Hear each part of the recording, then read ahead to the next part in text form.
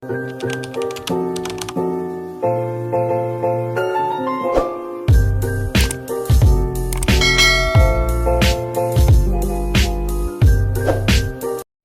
guys! So, kung hindi ka pa nakapag-subscribe muna sa aking video, please like, subscribe, and click the bell. So, papakita ko sa inyo ang laman ng aking bag.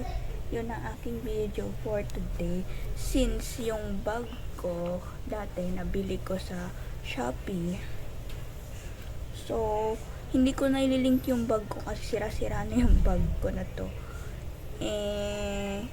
Nasira yung ganito. Yan. So, yeah. So, open ko muna yung laman ng bag ko. So, yes. Kung anong una ko mabunot, yun na yung papakita ko. So, meron ako ditong stress ball, alangan, kasi kailangan ko siya sa college.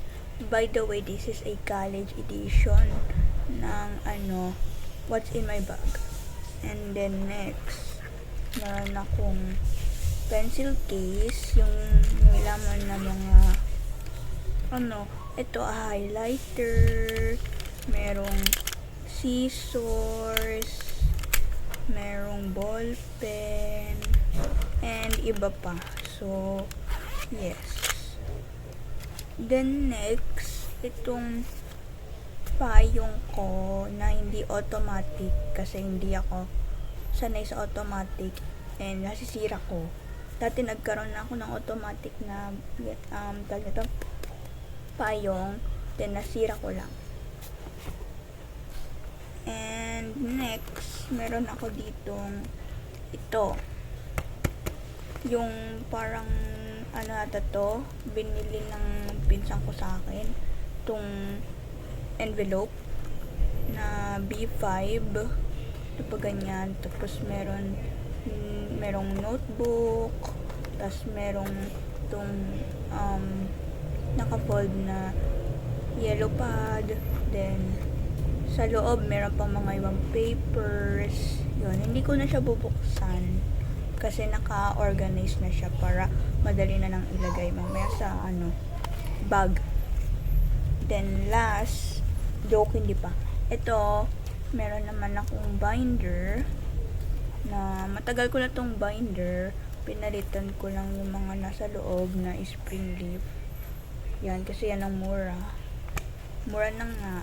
Tipid na. Okay? So, yeah. Then, last, meron pala tong pocket. So, dito naman, meron akong ito yung mga kikay kit, which is ito ayan, mga ganyan. Then meron ako ditong ayan, what is this? Cutting ko. By the way, hindi is sponsor ng cutting ko.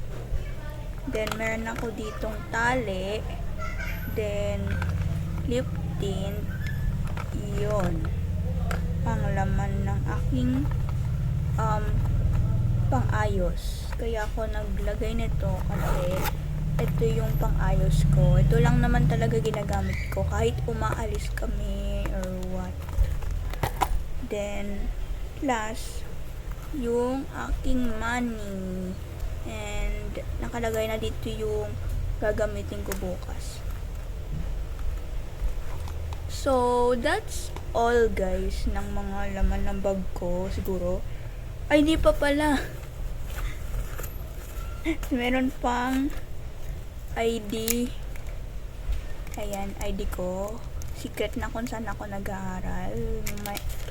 Sa susunod na videos ko na lang papakita ko. So, yes. Thank you guys for watching. And again, gaya nga nung sabi ko dun sa una, alam nyo na ang gagawin. So, yes. Bye guys!